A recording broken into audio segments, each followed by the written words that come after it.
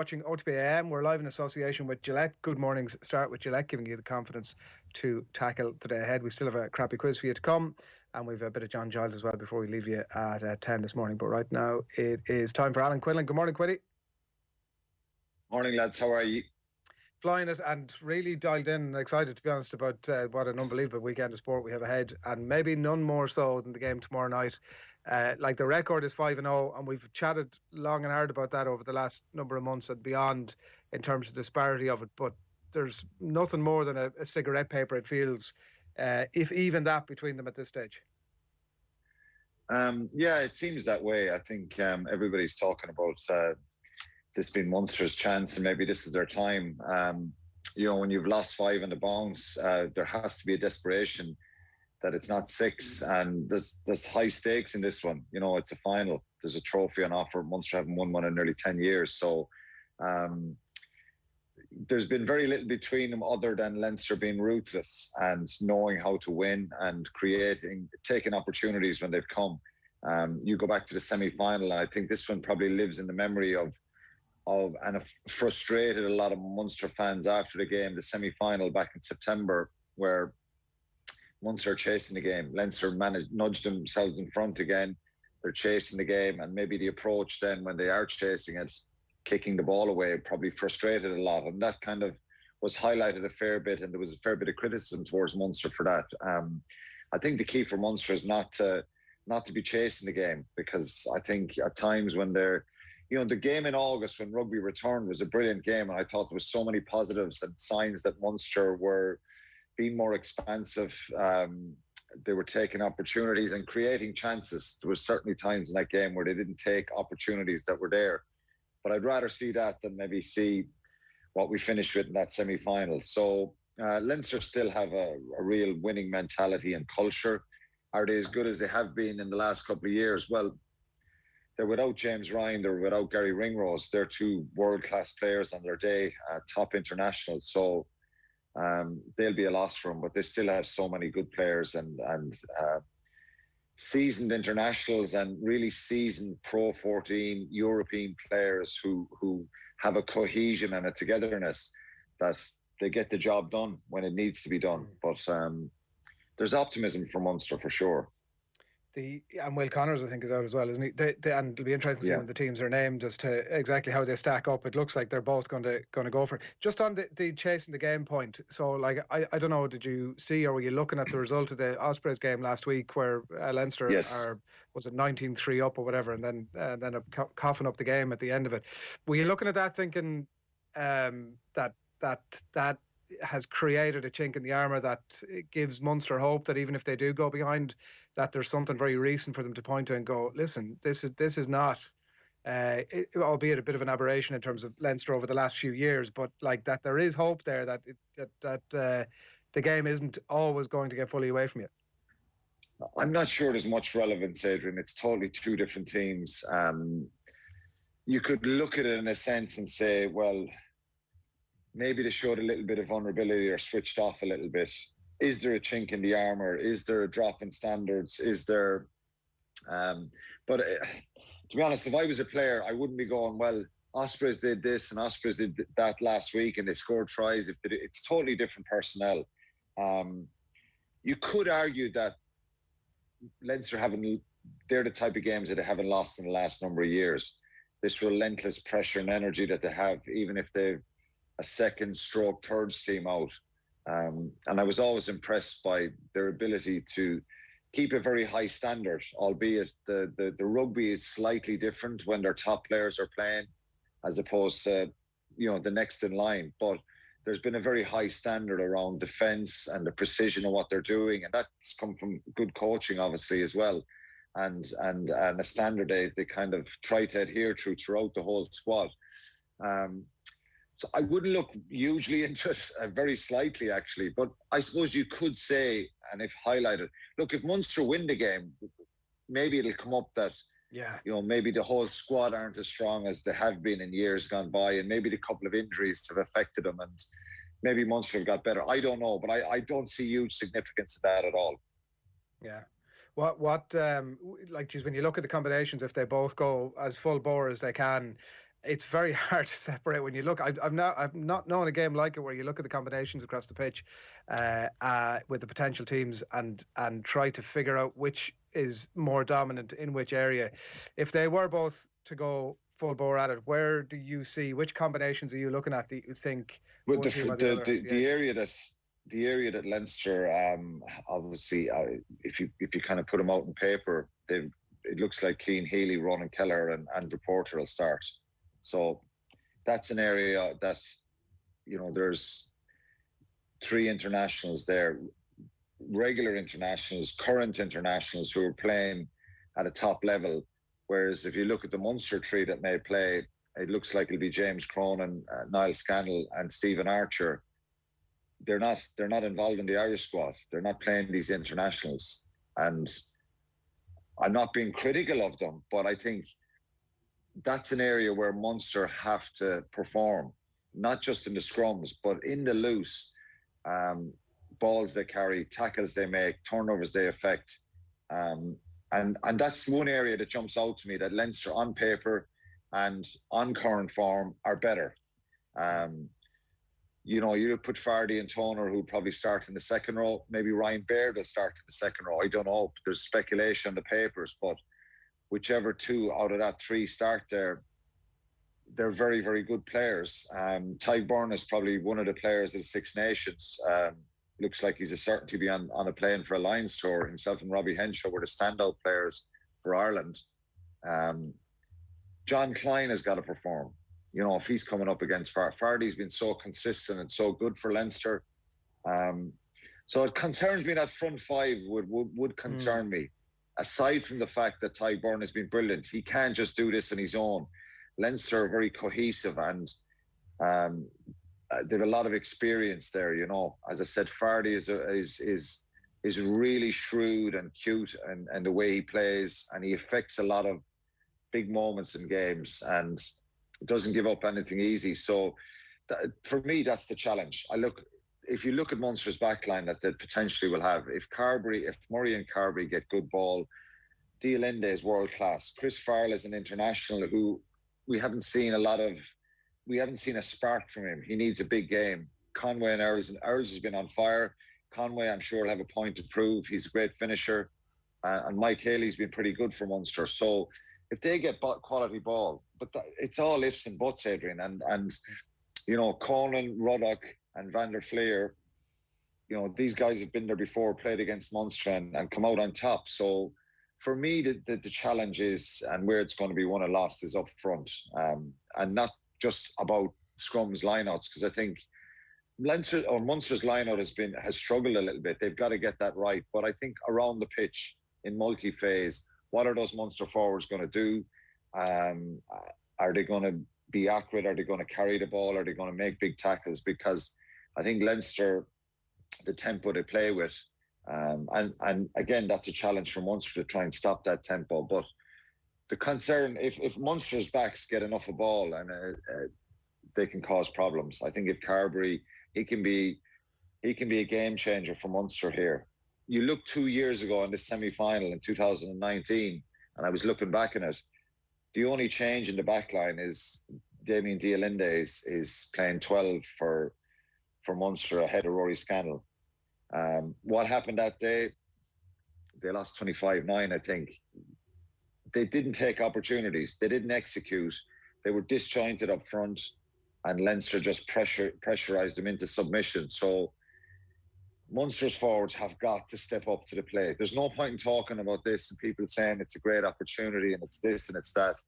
They've got to, you know, really step up, be confrontational, and put pressure back on Leinster, who are an incredibly good side, and they've shown that. It's their 4th final, it's their 4th trophy they're going for in a row in the Pro 14.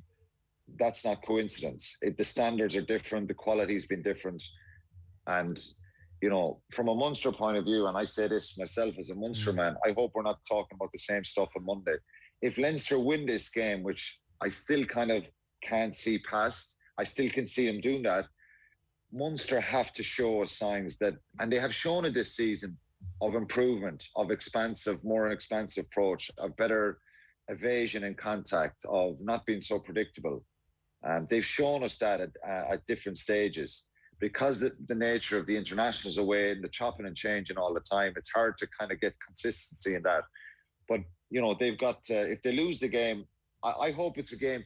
If they don't win, if Munster don't win and they produce something like they did in the first game in August, where it was 27-25, you know, they can take something forward. If it's the same old story, it's the same record again that's, you know, running out, I think.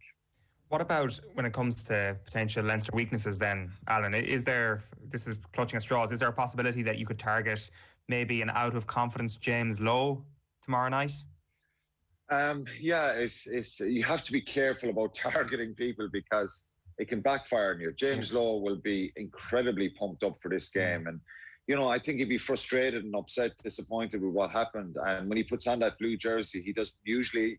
We haven't seen any bad games from him. So, but yeah, if you get enough of quality ball and you get, you know, Conway and Earls running at him, I think he's been the dominant force and he's been involved in a lot of big moments in this fixture in the last couple of years.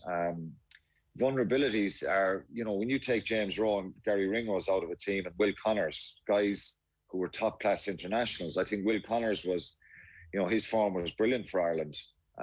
James Ryan was back to, you know, performing at a very high level. We know Gary Ringrose wasn't where we know he can be, but there's three big players out there. And you know, the centre partnership, Robbie Henshaw, he's got it's a bit like Tyke Byrne. Can they go out and produce the same type of level and intensity? They have a 6-day turnaround Leinster next week against Toulon. And I just think if Munster were to win this game and not win a game and be knocked out of Europe next week, it'd be seen as a really good season with a lot of progression, a lot of young players, and they have a trophy. Something that they can throw up on the shelf and say, we've got there, we've ended that run. Whereas if they were to lose the game and have a bit of a run in Europe in the next few weeks and maybe get to a semi-final, it's seen as a failure season again. So there's really fine margins in this. You know, can they target Leinster? Are Leinster as good as the team that won the European Cup a couple of years ago? No, they're not. And there's a fair bit of transition going on, but they've been building that depth for a couple of years. And a lot of the players who play tomorrow, you know, have played throughout the season from in the Pro 14. Luke McGrath is someone that will be incredibly frustrated for that he's not been involved with Ireland, but he's been brilliant with Leinster all season. You know, as I said about Fardy, he's, you know, a lot of consistency there. Rory O'Loughlin, the centre, you know, he's again performed at a very high level in these fixtures. So Jordan Larmour, you know, they've players chomping at the bit as well, Leinster, you know, and for anyone thinking that they'll slacken off a little bit and they'll be a bit relaxed about this, it's don't be fooled by that. Leinster will in no way drop their standards any bit. In fact, you know, this is probably a perfect game to fire them up and get them going again for a run in Europe. They'll fancy their chances in Europe as they always do, but they're desperately hungry for trophies as well. So that frightens me, that kind of mental attitude, and when it comes to Leinster and their quality that they've shown. But someone asked me earlier in the week, we did some press on Monday for this game, is it now or never? It has a feeling of that now or never for Munster because they could get so much good out of winning it. But if they don't win it, we need to see a performance on, you know, and they have to find those vulnerabilities themselves. And they can only do that by holding on to the ball and building lots of phases. You know, they've done so many good things in this fixture in recent times, but just at those crucial moments, they haven't got across the line. And a lot of that is down to brilliant resilience that Leinster have. They're a team that can hang on for dear life at times, and really they're aggressive in defence, and they're very, very powerful at upsetting the opposition. So a lot of challenges for Munster. But, you know, I think they need that front five to really perform for them tomorrow. And then it's game on then, because that doesn't mean that Munster are going to win the game. It's game on, and it's a real opportunity then. So that's the crucial area for me. Yeah, and like with all that in the melting pot, Quinny, we haven't even mentioned Dave Carney, who's one of the form players across the back three in any team in the Pro 14 at the minute. And the same applies to both in terms of the options that are there. There's huge options. But with that pressure of wanting to get that trophy in the cabinet, what sort of how do you expect the game to play out? Or will they both play to that sort of, like, they've both been in the habit of flinging it out a bit, a little bit more expansive, or with that pressure on it, the pressure of the rivalry, and with everything in mind over the coming weeks, are we like to see a slightly different game plan, or how do you think it'll pan out? I think you'll see a mixture, Adrian. I think there'll be a tempo to the game and an energy to these games that are always there. Because it's a final, I think, they're going to have to, both sides are going to have to bin Europe next week in their minds, whoever take to the field. There's absolutely going to be a certain amount of kicking in the game, because, Leinster kick a fair bit themselves, but they kick, and when they get into the right areas, they seem to come away with a score. So they put themselves in a kind of a comfortable position where we don't analyse their kicks and why are they kicking it, because usually they're not chasing games. When they have to, then they can turn up the heat, So I think we're going to see a real spark to this game. The rivalry's been questioned over the years because, but discipline is key because, and we saw that game in the semi-final back in September. It was JJ Hanrahan missed a few kicks that were really, really vital. So I think Munster, it's not necessarily, they don't necessarily have to be leading this game, but they've got to stay in that one-score region of Leinster, because Leinster just manage games so well. So I think we're going to see him throw the ball around, yes, for sure. And, depending on the weather, it's supposed to deteriorate a little bit, be windy, possibly wet. But hopefully it's kind of, the weather isn't too bad for the game. But, I think it's a different type of year. It's, it's crazy with everything that's happened with the pandemic. But we're at the end of March, and I think neither team is going to win this by being pragmatic and putting the ball up the jumper. And I mean, I can't believe the words are coming out of my mouth, but it sounded like you were saying Leinster are going to win. Well, as it stands, I think Leinster, because of all the stuff I said there, because they're what they've done in the last few years and their ability to get results and just be ruthless and execute, I think they'll just about shade it. But like I said, you don't believe that, Quinny? Come on now. No, I do believe it. Unfortunately, I can't allow myself to say Munster are going to win this game. I do believe that they've a great chance, but they need to kind of shut people up as well and just do the bloody job. Stop talking about it, and actually step up and not have the same rubbish after the game again that, well, this went wrong, that went wrong, we should have done this. I'm not saying they were saying that, but they're the debates that we're having and Munster fans are having and people outside of the group. They've got to front up now, and this is their chance. And if they're good enough, and if they bring a real attitude and that front five perform, I really believe Munster can win it and possibly will win it. But I'm just, because of that experience that Leinster have as individual players and collectively, they know how to win these games. And I think possibly that's what's going to happen. Yeah, it's no excuses, essentially. There has to be a bit of an attitude with that, And look, I kind of say from my point of view, it's easy on the outside, kind of analysing all this stuff, and you try not to be criticising for the sake of it, but you kind of, how many times have we heard in the last couple of years that that's not good enough, and we know we can do better? It's time to put up or shut up now at this stage. There's a lot of really positive things happening in Munster rugby, and we've listed all the young fellas that are coming through many times, and there's a lot of good young fellas that have come through this year. And I do believe that there's change happening, and they've that incredible result in Claremont. I'm kind of contradicting myself when they say chasing the game, because they were chasing the hell out of that game and they got back and they won it. But I think chasing against Leinster is different at home. They just make it really, really difficult for you if you're chasing against them. But I hope they just bring a performance and that they're in the mix, and then maybe they'll get that bounce of the ball, that bit of luck that that maybe they'll create and deserve. Yeah, I find myself in the weird position where you're going for Leinster, and I actually think that I've never felt more concerned that Munster are going to get it done this weekend. Brilliant. But you're going for Munster, so it's a weird scenario. We'll see how it pans out. One of us more informed than the other one. Let's state the obvious. Well, who knows? Who knows? I was interested looking at Clive Woodward's. I don't know if you saw it. He named his 15 that he would select for the Lions, if and when it goes ahead. It seems at this stage, and I was scanning to see what the Irish players were, and there weren't many of them. There was 6 Welsh, 6 English, a couple of Scots, and Tadhg Byrne flying the flag on his own. It seems like there might be. I mean, there is a case for some more Irish players in there. Agree or disagree with that sole inclusion? Well, I haven't seen it, to be honest, but 6 English players sounds like a lot. Well, he's given the nod to the likes of Henry Slade, Watson, Farrell. No, none of them. I wouldn't go with any of them. I wouldn't go with any of them. I think Tadhg Furlong should be number 3, and I think most people, not just Irish, would agree with that. I don't think Henry Slade should be.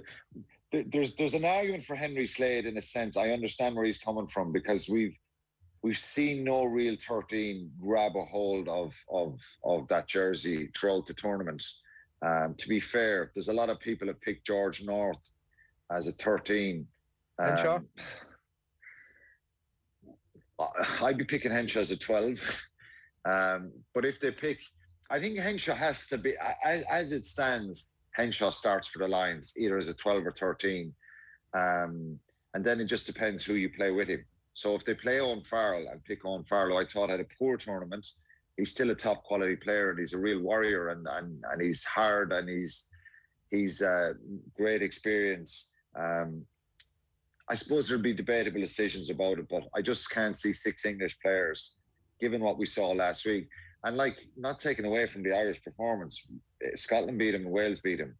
I think it's the first time since the 70s that happens, that they've lost against all 3. So they've been poor, and I don't think you deserve to be picked on Lions tours on some occasions. You get the nod, given what you've done before, but I think too many of the English players have been too poor in this tournament. Maybe Clive is basing some of it on the French performance, which is fair enough. And they've probably surprised a lot of us where they've been at. But I think the Irish have, Sexton and Murray put themselves back in the frame. It's crazy. We're talking about these guys not being performing for Ireland. Now, most of the English press are picking them on a Lions tour. There's a couple of areas and that scrum half spot is another area where nobody really has grabbed hold of it. And, Gareth Davies wasn't getting picked for Wales at the start of the tournament. Now suddenly he's the starting Lions scrum half for a lot of people. And Conor Murray is back in around there as well. So, who would you go for 10, Quinny, if you had to pick it today? I pick Johnny Sexton at the moment from what we've seen. And Sexton and Biggar have been the 2 best fly halves. So, I think both of them should be there, and it just depends whether I think Farrell will be the other 10, 12. I think if Farrell is on the Lions, he plays at 10. I don't think you're going to I don't think we've seen enough of him at 12 playing well enough there in the Six Nations. But I go back to what I always say, and I'm saying it about the Munster-Leinster game. It's difficult for George Ford. It's difficult for Owen Farrell. Their pack let him down last week, and we look at players then who are under more pressure when they receive the ball. So I'm not what we've seen last week. Probably Sexton. Just one before we let you go. We'll have plenty of time to chat Lions with you over the course of the year. JJ Hanrahan signing a 2-year deal with Claremont. Good business all around. Yeah, it's great. It's a great deal for all around. I don't know, but I think for JJ, when I saw it and heard about it, I think, fair play to him. He knows what's happening probably in Munster. That look, you don't have to be a rocket scientist to know that there needs to be change, and there's a hope that more younger players come through. JJ has been there for a number of years, and I listened to Rod this morning. You know, some of the big games he's come in for criticism, and it's been difficult for him. But I think he's performed in other games where he hasn't got enough of credit for it. You know, so it's been at times a mixed bag. A great bloke who's always kind of turned up and tried to do the best for the jersey he's on. And I just think this is refreshing for him now as a player coming towards the end of his career. Last couple of years, however long he plays, but he could be sitting in an armchair as a 10 for Clermont when he plays there, because more often than not, they have an incredible amount of firepower in front of them in the forward pack, and they throw the ball around everywhere. So it's not as structured as sometimes maybe the Irish rugby is. So I think he'll love it, and I think it's a great move for him. Yeah, well, plenty of rugby to sec next week as well, and we'll chat to you about it then. But enjoy the weekend's rugby. Thanks, Quinny. Cheers, lads. Thanks.